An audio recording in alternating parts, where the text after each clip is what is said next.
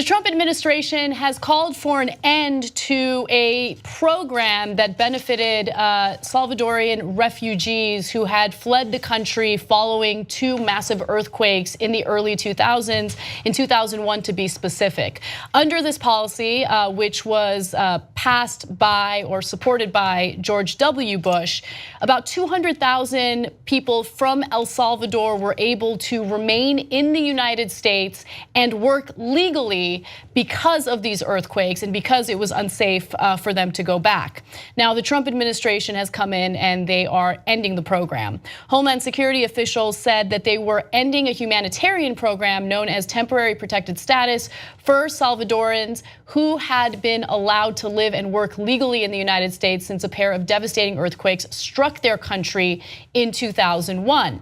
Now, what happens after about a year is the sitting president will make a decision as to whether or not the program should be extended. And over again, both George W. Bush and Obama decided to extend the program because things did change in El Salvador. The infrastructure was, for the most part, rebuilt, at least that's the way it's being reported.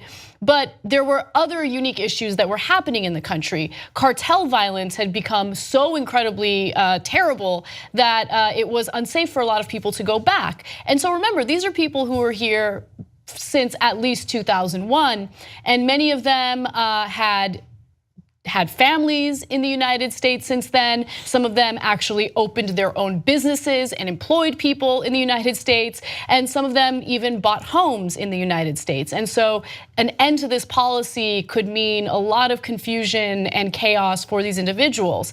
Now, the program shielded them from deportation if they had arrived in the United States illegally. So even if they were here illegally following these earthquakes, they were able to stay. The administration is giving the Salvadorans in the program until September of 2019 to get their affairs in order. So essentially, they're giving them until 2019 to leave the country. Yeah. If they don't do that, then they do risk quite a bit by remaining here in the US. Which, so let's say they do that. They deal with all the paperwork and all that by 2019. Imagine they've been here 18 years and they have to go back to a country that. Are they gonna recognize it if they've been here the whole time? I mean, imagine if I moved to Texas, lived there for like 5 years. Now I've been in California for about 6 years. Going back to Connecticut is not an option at this point, okay? And that's a much smaller change, obviously, than moving across the world, setting up families, having children. Are their children gonna have to go back to that country that they've never known? I mean, obviously that's the problem with the situation with the Dreamers as well. And I had kind of hoped to some extent that with the continuing legal trouble of the Muslim ban and with Steve Bannon leaving the White House, one of the chief people pushing this anti-immigrant fervor, maybe that would die down and the White House would become a little bit more moderate on those issues. Well, but that might not be the case. I didn't expect that to happen because you have to also consider the timing of this. This is a story that broke today and it was following several days of attention toward Michael Wolff's book, Fire and Fury. And so the reason why I bring that up is because Trump is always looking for a way to appease his base, his core supporters, especially in the middle of chaos that makes him look really bad. And what does his base really love about him? And I think this is separate from Steve Bannon, although Steve Bannon is very anti-immigration. They love hating on immigrants. They love the idea of the wall, which, by the way, Trump has asked Congress for I think it was $1 billion to build the border wall. That's the Congress of Mexico, right? Yeah. Because they're gonna pay for it? Congress of the United States. That was a story that, by the way, went under the radar because of all the attention on Michael Wolff's book. But nonetheless, these are people that, again, they have businesses in the US, they own homes in the US, they have children in the US. In fact, let me give you some of the exact numbers. The beneficiaries have 192,700 American-born children. Damn. 88% participate in the labor force compared with 63% of the overall United States population, which, by the way, it's a pretty shocking number. And nearly elderly and children and stuff. And nearly 1/4 have a mortgage. And so the question now is, well, what happens with these very complicated situations? What happens to the businesses that they've developed and the people who are now employed under those businesses? What happens to businesses that have employed them?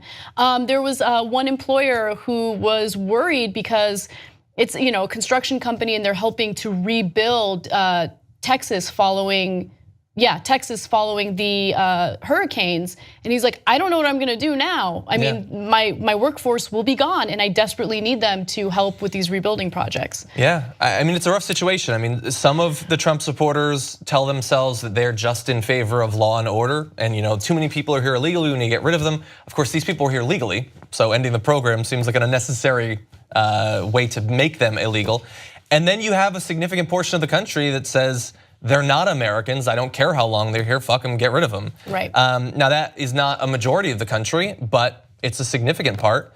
And I think, so you brought up the need to appease his base. I think that Trump and the Republicans are in for some interesting times in that area, because the first year legislatively of the Trump administration had two things happen. It had the Obamacare debacle and it had the tax cuts. And the interesting thing about both of those were, through the arcane rules of the Senate, it was possible, if you tweaked the rules and if you limited what you were trying to change, that you could get things passed with a sheer majority. They were effectively able to avoid the need to break any sort of filibuster because they were purely financial matters. But they want to overhaul immigration laws in this country, and that is not a purely financial thing, which means that if they're going to do that, they can't do it with 51 votes, which is what they have. They need 60.